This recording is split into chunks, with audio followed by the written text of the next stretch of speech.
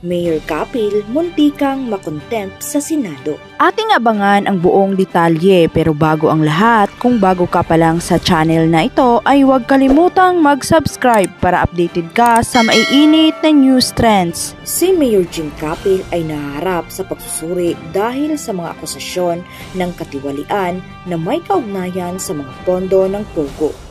Kwestiyon ng congressman ang pagkakasangkot ni Mayor Kapil at ang mga hindi pagkakaintindihan sa paggamit ng pondo na maaaring magdulot ng mga legal na reperkusyon.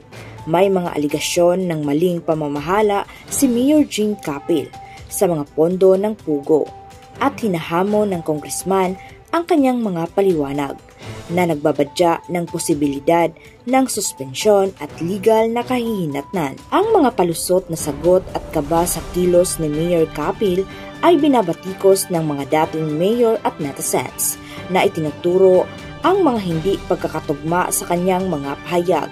May mga panawagan para sa imbestigasyon at pananagutan at may mga mungkahi na ikulong si Mayor Kapil dahil sa kanyang umano'y maling gawain at koneksyon sa Pogo na binibigyang diin ang pangangailangan para sa transparency at hustisya. Ang talakayan ay umiikot sa alokasyon at paggamit ng mga pondo para sa intelligence at confidential na layunin ng mga lokal na opisyal ng pamahalaan upang protektahan ang mga interes ng negosyo at tiyakin ang seguridad ng mga establishmento. Binibigyang diin ang kahalagahan ng paggamit ng intelligence funds para sa pagmamanman at pagprotekta sa mga establishmento mula sa mga illegal na gawain, pati na rin ang pangangailangan para sa transparency at pananagutan sa alokasyon at paggamit ng mga confidential funds ng mga opisyal ng gobyerno. Tinalakay ng mga lokal na opisyal ng pamahalaan ang pagtitiwala sa Philippine National Police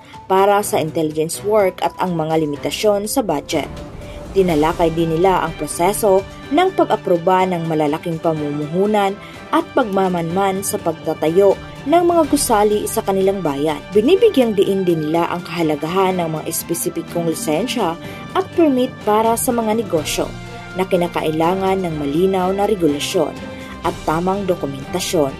Ang talakayan ay tumutukoy din sa proseso ng komunikasyon at abiso ukol sa mga paglabag at pagsasara. Ang talakayan ay nagbibigay diin sa proseso ng pagtugon sa mga paglabag sa pamamagitan ng pagpapadala ng abiso sa negosyo, pagsasagawa ng magkasanib na inspeksyon, pag-isyo ng mga abiso ng paglabag, at pagbibigay ng panahon para sa pagwawasto bago kumuha ng karagdagang aksyon.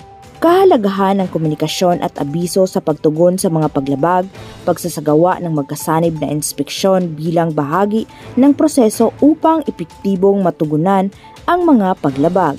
Ang mga establishmento ng negosyo na may mga paglabag ay binibigyan ng 1 buwan upang tumugon at ituwid ang mga paglabag.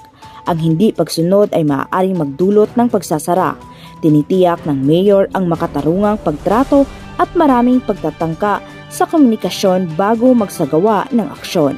Ano ang masasabi nyo tungkol rito? Magkomento lamang sa baba at huwag kalimutang mag-subscribe para updated ka sa maiinit na news trends. Maraming salamat sa panunood.